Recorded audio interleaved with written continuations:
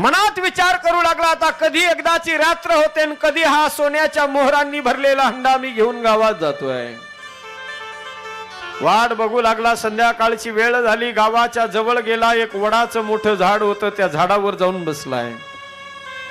कधी एकदाची रात्र होते आणि कधी एकदाच गाव सगळं सामसूम होऊन मी गावामध्ये प्रवेश करतोय. विचार करत होता. दोघ जण सख्खे भाऊ होते सज्जन हो, सख्खे भाऊ होते दोघ जण.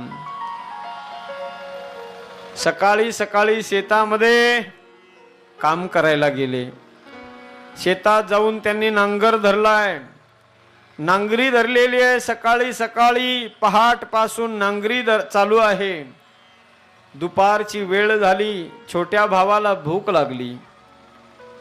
छोट्या भावाला भूक लागल्यामुळे तो मोठ्याला म्हणतोय, दादा पोटात फार भूक लागली आहे. सकाळपासून आपलं काम चाललेलं आहे, आता पण